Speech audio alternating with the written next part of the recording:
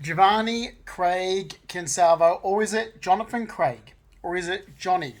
From parents of Dawn Carpenter and Sebastian Consalvo, from South Australia, Giovanni Craig Consalvo is a con man. And he is. Despite that he might have been my partner for a while, he's a con man. Since I met the guy, he used a situation to make money off it. Let me explain it. It was a good family for him to actually be able to do this with. My family don't. My family. You see, 11 years ago in 2015, I told my mother exactly what had been going on, and I asked her to help. Instead, she argued back at me and blamed me and did everything that people see my mother do, which gives them the upper hand to use my family's behaviour as a tool against me, and they've been doing this my entire life. I'm 47, I'm too tired. Too old for it. Don't want to see him again. I cut my twin sister Amanda out of my life because of it. I'm done with it. I'm done with your behaviour costing me money. So when I met Giovanni Craig Consalvo, it was August 2008. Now he asked me, I met him. I can tell you where I met him, how I met him, because when I first met him, he was off his face on meth. Yep. He was out of his head in the toilet block in Moore Park. What was I doing in Moore Park? Okay. Moore Park was part of my every Monday after appointment with Agnes Rappaport, my meditation. Because up the top there of Moore Park, near where you've got Paddington, is where I used to exit the park when I was riding my horse. So one of the nice sort of stories of my childhood of growing up was when I used to work my horse around Moore Park. So that whole area near Paddington, going down to Surrey Hills, I used to ride my thoroughbred hack around. And a cheeky part of my behaviour was exiting the park, showing off, and riding down Moore Park Road. Moore Park Road never had those speed humps back then. They never had those roundabouts. It was a straight line road that you could gallop a horse down. Those speed humps and those roundabouts were not there in the 90s. They've come after. So I know the area very well, thank you. And I used to ride my horse down the road and then cut back in through the park. It was a bit of a cheeky, so it actually was enjoyable. It was a really enjoyable memory. So after my sessions with Agnes Rappaport, I was like, well, go off and do your, what are you going to do today? You're going to go to Watson's Bay and meditate, so Watson's Bay, near the Gap was also meditation for me, or Nan's house in 43 Piper Street, Leichhardt. So and that's the thing now, I'm going to actually make it public because people that knew this about me used my meditation areas as sinister to be against me. Giovanni's one of them. So it was on note with Agnes Rappaport that, because the sound of the ocean is very meditation, but the closeness to the city, the proximity to the city and still being connected to the city, but still having this meditation. Because one day with Agnes Rappaport, treatment, she goes, we don't have time to go all the way to Watson's Bay, but because Agnes Rappaport was in Randwick, she goes, do you want to just go to Clovelly? There's that cliff face there. Do you want to go meditate? I was like, oh, yeah, but great. So I went with Agnes. She's lovely, Agnes Rappaport. And we're there on the cliff face there, meditating. It's the same way I relax and let my body just sink down and let it all go, basically. Same as I do in Watson's Bay. Giovanni found this out about Watson's Bay and started making up suicide scams, which is quite damaging considering it was part of my rehabilitation. Oh, don't you worry, there's a lot of scams going on since 2009. Quite a lot. And it all has to do with the simple fact that what I've said about Giovanni, which you guys keep denying, is the truth. When I met Giovanni Craig Consalvo, he was living in a share house in Kensington. He rented a room from Paula Engelberthen. He had no money. None. He was broke ass poor, bankrupt, struggling with massive amounts of debt, and he'd only lived in Sydney not even 11 years. The guy, all he did was go from his trapped parents' house. His parents are Mormon. Latter-day Saint Mormon deadbeat fuckwits. Okay? The rest of his family members are Jehovah's Witness and born-again Christian. That's free. We're Roman Catholic we're strict Roman Catholic in my family. But I gotta say, Roman Catholics are normal compared to this fucking psycho freak. Now, his parents raised him that because doesn't matter what he does, he can't do anything wrong. So his belief in his whole mindset is like, it's not me, it's you, because he's the golden child. His parents tell him that he can't do anything wrong. It's everybody else in the world. It's not Giovanni. It's not Giovanni, because how can it be Giovanni be wrong? I mean, he's the golden child. He's a Mormon. That's how his parents, his mother is a fucking manipulative little cunt, and so is his dad. Now, when I met him, God, I can't stand this area. Hear that? There we go, Junkies. I hope you're happy.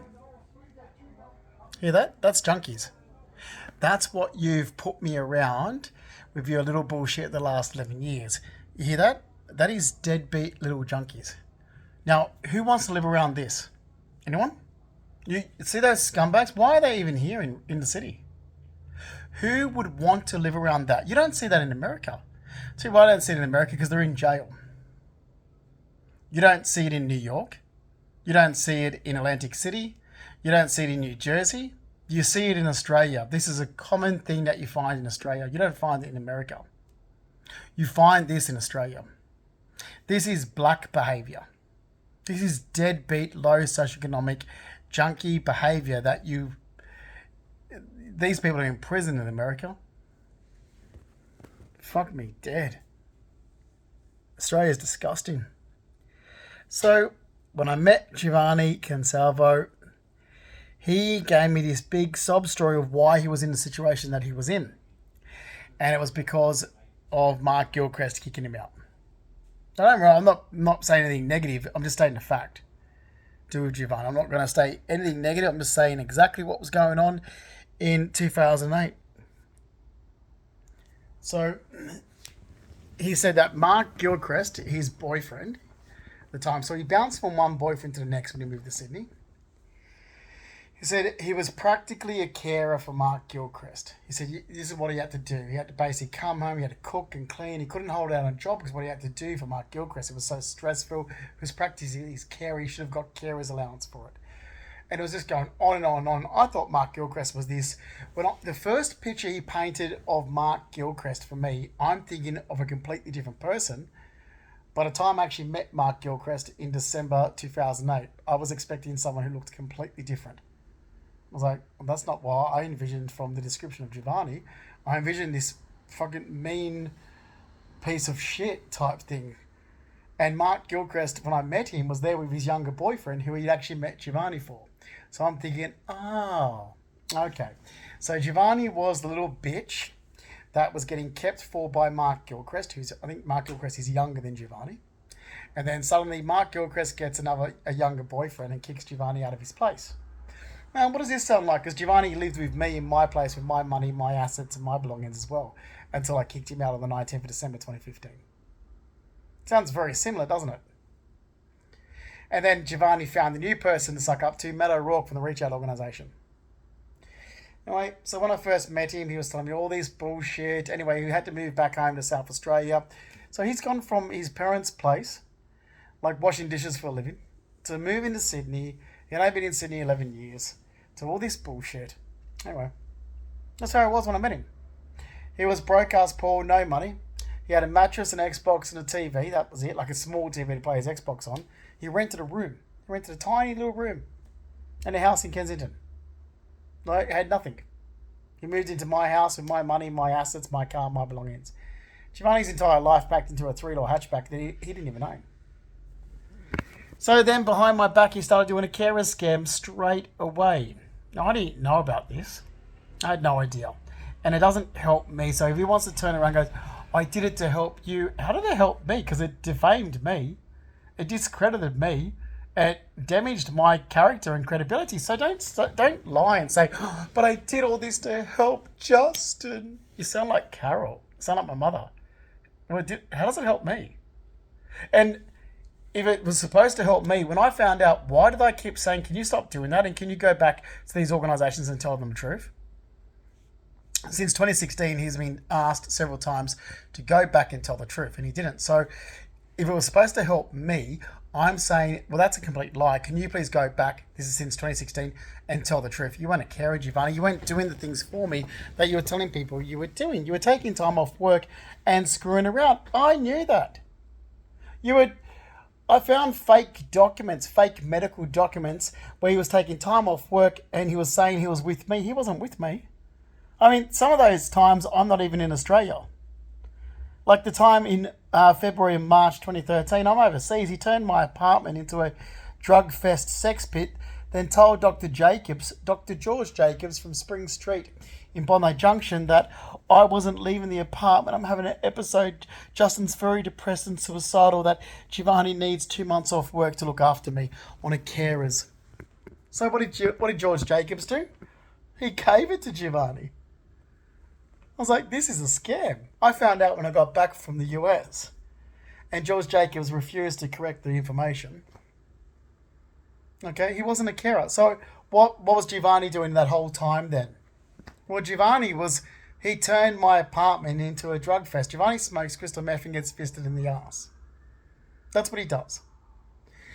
And he thinks I'm an idiot that I didn't know. That's what he was doing when he was taking time off work. That's what he was doing when he was ringing his father, the little fat fucking cunt Sebastian, who called me and was like, why is my son crying in the park and he's afraid to go home? I'm like, well, it's Tuesday. Let me make an... I wanted to say this to his parents so badly. I wish I had have. I wanted to turn around and was like, right, is he? I was like, and I'm like, look, I don't know. I haven't seen your son. And I'm like, fucking you little lying cunt. So the whole little, I'm afraid to go home, just it's like, oh my God. Okay, Giovanni left for work. He will leave on a Thursday or a Friday, and I never see him till the Tuesday. He's out clubbing. So when it's his pay week, you would never see him. He spends all his wage on Oxford Street and going out clubbing. This is a constant reoccurrence. He's off smoking meth, getting fisted in the arse. His entire salary got spent on meth and getting fisted in the arse. That's what Giovanni was doing. Then he was pretending to be a carer. And this is exactly what was going on. So it's a Tuesday. I'm getting a phone call from his dad. I'm laying on a sofa going, fuck off. Like, I literally have not seen Giovanni since he left for work on the Friday. And he's there going, oh, I'm going to be home late because I've got work drinks. I'm just like, yeah, whatever. I'll see you Tuesday or Wednesday. So that's what it was. And that was a common reoccurrence. A common reoccurrence with Giovanni. It was happening all the time since I met him. So these lies have been going on since I met him. And how easy was it to do because of my family? Like, this is the problem. My family are told by me something and don't believe me. I've got one of those families. So this was easily done because of my family's behaviour. So I don't see why I need that type of family in my life. That's why mum's side is out. That's why my twin sister is disowned. I've been repeating myself for 11 years saying, get me a legal team, thanks. This is bullshit. I need all these lies going back since 2009 corrected. They didn't do it. No, they want to do, this is why this shit happens. I'm like, bye. Get out of my life. Okay, I don't want to speak to my twin sister again. And plain and simple, after the last 11 years, I couldn't care less. And that's it. I just couldn't care less. So he used organisations to cover up the fact that he committed fraud and forgery. The guy, okay, the whole thing about me having a different signature now, or changed my signature, Justin's got 2 signatures now, is because Giovanni was forging my signature. I said this. So instead of listening to me back in 2015 when I found out that he'd been forging my signature on lots of documents, or again in 2016 or 2017, where I was like, right, I'm going to use my artist name for a while. So so my name's Justin Mark Fleming. There's no Rackley. Rackley's mum's second husband. So then on my birth certificate, I've added my confirmation name with the biblical spellings for Roman Catholic. Don't twist this, because it's Roman Catholic upbringing.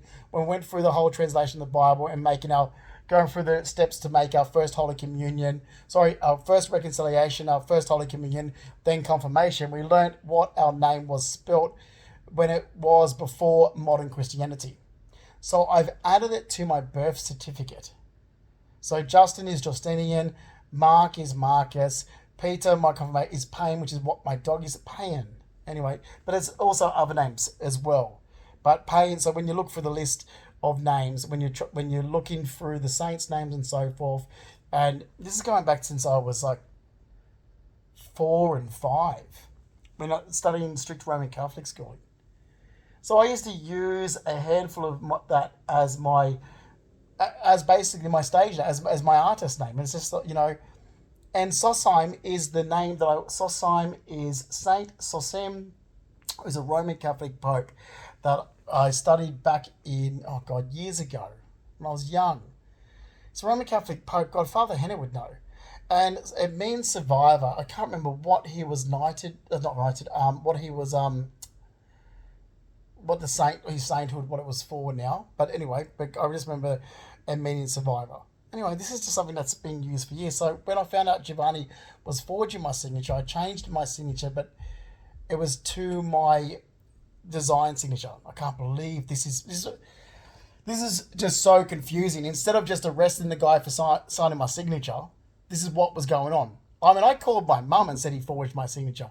And then my mum's like, well, you see, you let Giovanni. I'm like, oh my God, can you shut your fucking mouth?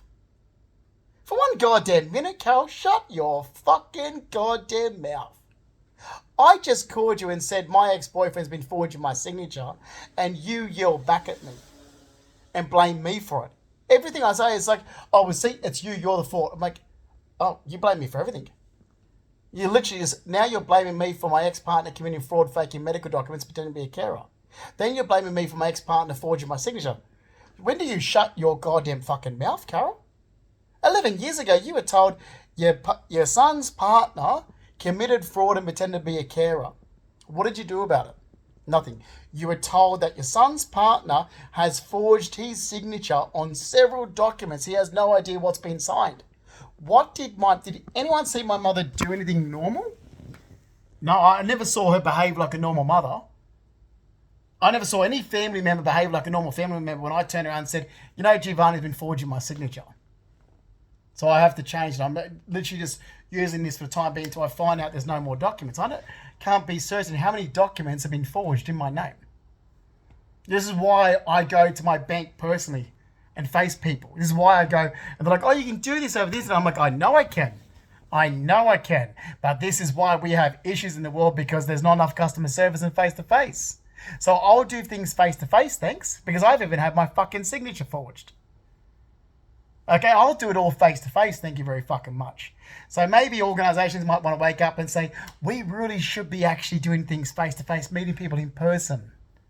Yeah, because that stops fraud. Because the way the world's working doesn't work. Okay? Fucking idiots. Oh, I'm sick of it. What did my mum do? Nothing. I mean, a normal parent would have gone, so what happened? It's like, this is happening. He was been, taking time off work behind my back saying it was for this. Just all I need. And I said, Mum she didn't give a shit. My mother didn't give it a shit. If she can't make money for it, she didn't care. All she did was argue back at me and said it was, my fault. I let Giovanni, I'm like, I didn't let Giovanni do anything. Okay, I've had 2 injuries and some stuff Giovanni knows about, but this is going a bit too far. I found out he was taking time off work to say it was for me, and I'm not even there.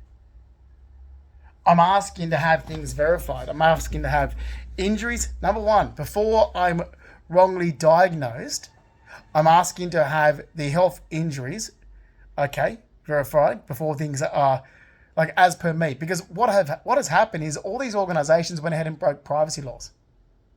Every organisation that I'm dealing with, every one of them broke privacy laws and carries jail sentences. You can't do that. Literally, even St. Vincent's still there going, we gather information from whoever. And it's like, okay, so you are actively admitting that you have broken privacy laws because you're not legally allowed to do what you're doing. The law specifically states that you're meant to be getting information from me, not a third party, from me when it relates to me. If you don't do that, that's negligence. And that's what every single group and organisation has just caused. Okay, you didn't get your information from me. You got it from a third party. You broke the law and you caused negligence to my life. And that's what we're dealing with here. We're dealing with a whole group of organisations breaking privacy laws that has caused a person medical negligence, me. That's caused me harm. That's caused me loss of damage, loss of salary, loss of savings, loss of living environment, loss of assets, loss of belongings, loss of credibility. Okay? Loss of studies.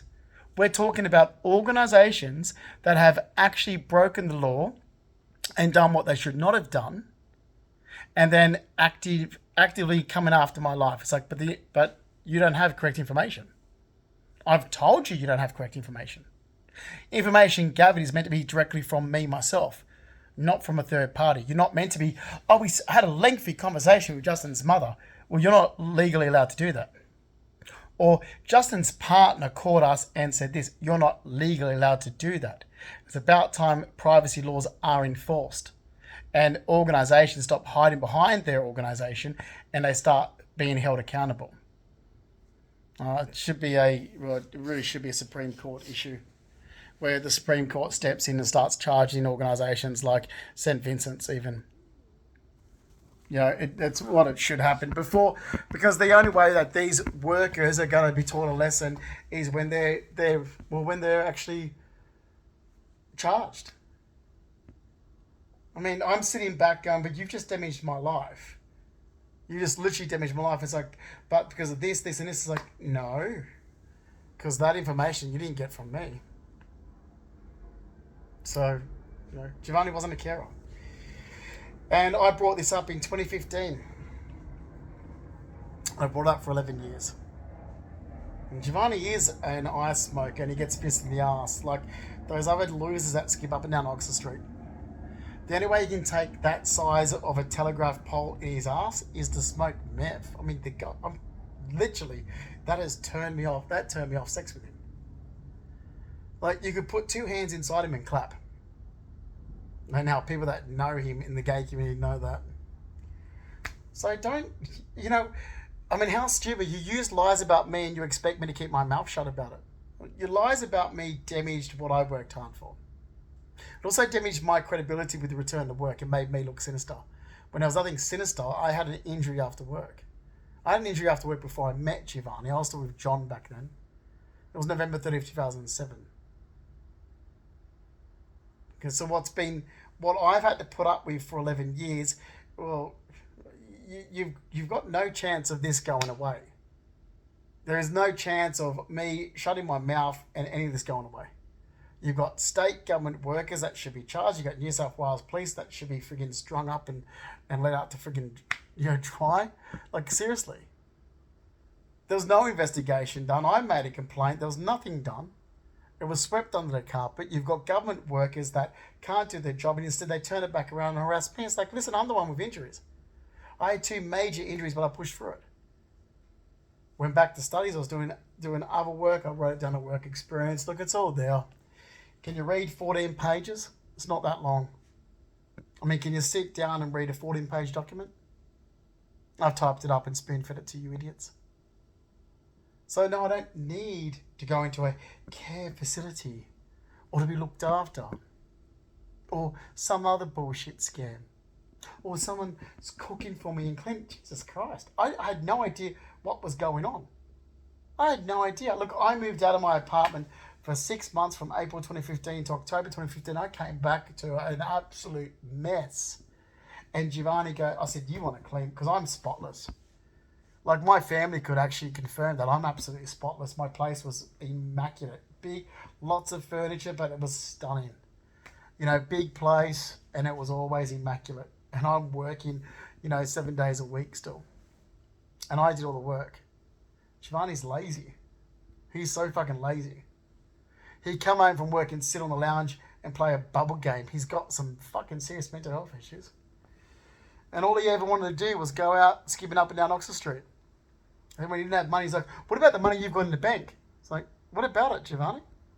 We live on a budget. That's what it was like. Well, what about this? You've got this on. He wants to spend it. Yeah, he wants to spend all my money. That's what it was like living with the guy.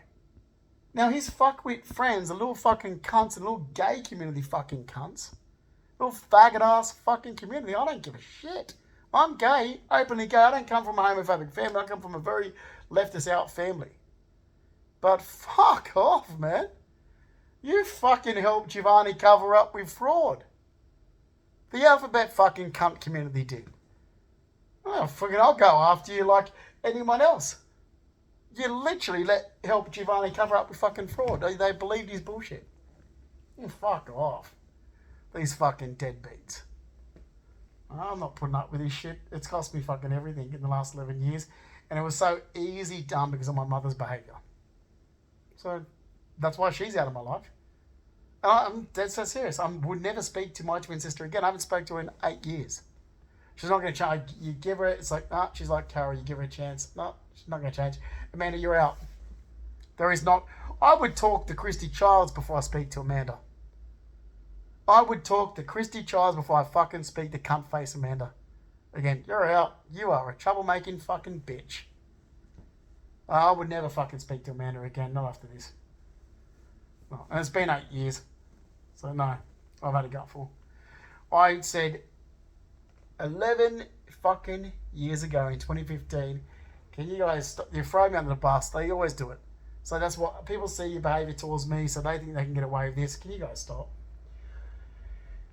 Now, 11 years later, I've gone through fucking hell. I'm sick and tired of it. So, I'm going to open my mouth up for what I know about people. Well, I don't need unloyal people in my life. I watched my hairdresser deal cocaine. I watched my hairdresser, Belinda Jeffries, deal cocaine. I did. And who she brought it from. And I'll stand there in the Supreme Court and say, show me a photo I can pinpoint Ush for you.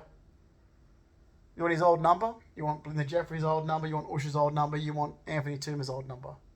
Now, you know, Australian Federal Police, you can go back through the call histories and find the text messages going back and forth from them, and I'll give you my old number as well. I stood there and I watched them deal cocaine. Do you want that? Happily do so. Oh, wouldn't fuck with me. 11 years ago when I said I want a legal team to remove false information and validate the facts and I can back it up with documents, then that's all anyone had to do. When I say you want to fucking get a cease and desist letter and remove that fucking crisis group and acute care bullshit, you want to fucking tell those cunts to fuck off, and that's what you do.